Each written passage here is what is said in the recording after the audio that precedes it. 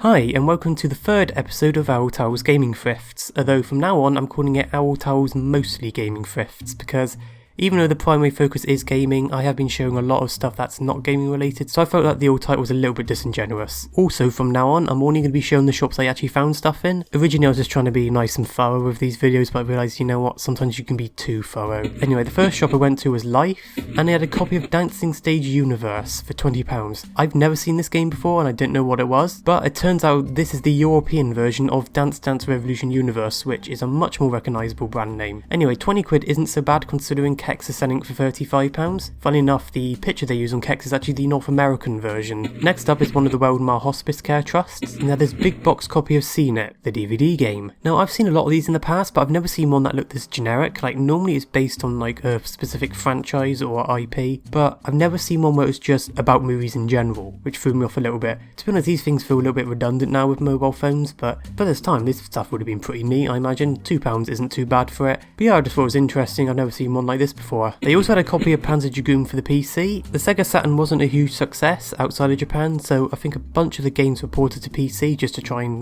make some money back. Now I know Sonic R was ported because I used to have a copy of it as a kid, the PC version. I didn't buy it because, to be honest, I don't typically buy PC stuff, plus I already own a copy of this game for the Sega Saturn. I also own a copy of Sonic R for the Saturn now as well. Both of them are Japanese because, to be honest, it's cheaper to buy the Japanese copies than the European ones, but it was neat to see this regardless. They also had a copy of a game called Fling Smash, which is not a game I've heard of before. For £1 I was tempted to buy it, but then it turns out you need the Motion Plus accessory to use it, which I don't have, and it wouldn't even be worth buying it to sell it because Kex sell it for £2, so I'm not going to make any profit there, sadly. And quite interestingly, they also had a bunch of 8-track tapes. Now, I have no use for these, so of course I didn't buy them, but I've never seen these in a charity shop before. It's quite often you'll see vinyl in charity shops here in the UK, but not 8-track. Next up is the British Heart Foundation. Sadly, I forgot to take a picture of the storefront, so I'm having to borrow the one from the last episode. I hope I don't mind. I don't think I do. Now while they didn't have any games, they did have this Beanie Baby. I'm not going to lie, I thought this was a penguin at first, but actually it's an owl. His name is Wise, and you can tell by his hat he's graduated from the class of 98. Funny enough, there's an episode of Better Call Saul where Jimmy actually has one of these owls, albeit a much more newer model, from the class of 2004. Anyway, I do have quite a soft spot for Beanie Baby, so I did buy him, and now he's part of my collection.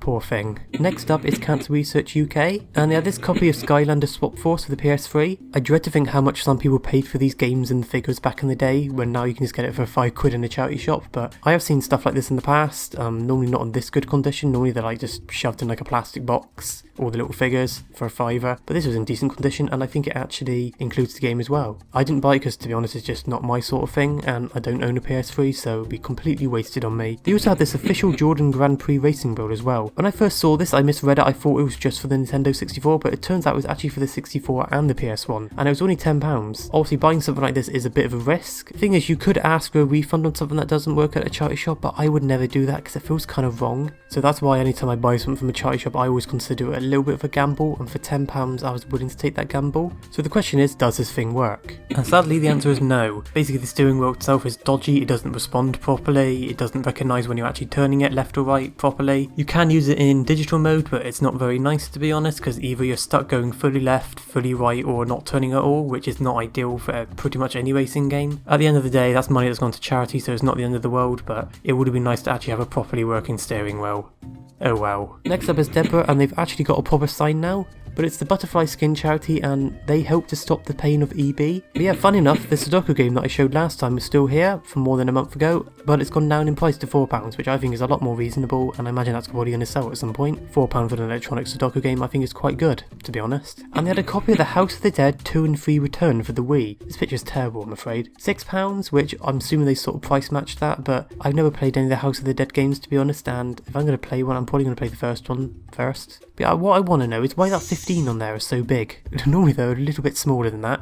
But anyway, somebody will enjoy that game, and for £6 I'm guessing that's pretty good. Next up is the Dorset Blind Association, and they had a copy of Escape from Monkey Island from the PC. Funny enough, one of the Weymouth Hospice Trusts had a copy of this game, so to see it again was just a weird coincidence. For £1 I think that's actually pretty good, but obviously you need a compatible computer. It's a decent game, albeit with some horrible controls. And they had a copy of Marvel Superheroes for the PS1. It was £10, which from what I've seen on eBay, this game is quite expensive. Boxed copies go for at least £60. Even the disc is worth about £35 from what I've seen, but sadly the back of the disc was quite scratched. I forgot to take a photo sadly. You can get away with some light surface scratches, but it was a little bit too risky for my liking, to be honest. I let somebody else buy it. But some good news, they did actually have a Beanie Baby for sale. This is Strut the Chicken, and I did buy him because again, I do have a soft spot for Beanie Babies, especially birds and stuff. And finally we had the British Red Cross. And funny enough, they also had Beanie Babies as well. This is just a weird coincidence to see 4 in one trip. They did actually have more Beanie Babies, they're like the teddy bears, but I couldn't care less about them, to be honest. Our little stork is called Stilts, and our blue jay is called Rocket, which there's no way I was going to guess that. What a weird name. They also had this Welcome to the Raptor t-shirt, which I think is a reference to Bioshock. I've never played any of those games, but it was a nice shirt regardless, and you don't typically see gaming related shirts in these charity shops, so I thought that was neat. They also had this Pokemon t-shirt with Rowlet and the evolutionary line on it. Now normally I would love a t-shirt like this. I mean, it's gaming related, it's owl related, that seems like a slam dunk for me, but if you can notice, the printing on it is really terrible. My assumption is that this is not an official t-shirt, this is something somebody's done on like one of those printing websites, and therefore the printing on it is really terrible and cheap. If this looked nice I might have bought it, but I didn't sadly. But yeah, I actually bought a bunch of stuff today. This is the most I've ever spent in any charity shops in one trip. I'm hoping that maybe I go down to Dorchester, look at the charity shops there just to do something a little bit different, but if I don't, I'll see you later regardless. Have a good day, have a good Christmas, and if you've got any spare turkey, don't be afraid to send me some. I think my voice is going a little bit, I need a drink. Bye!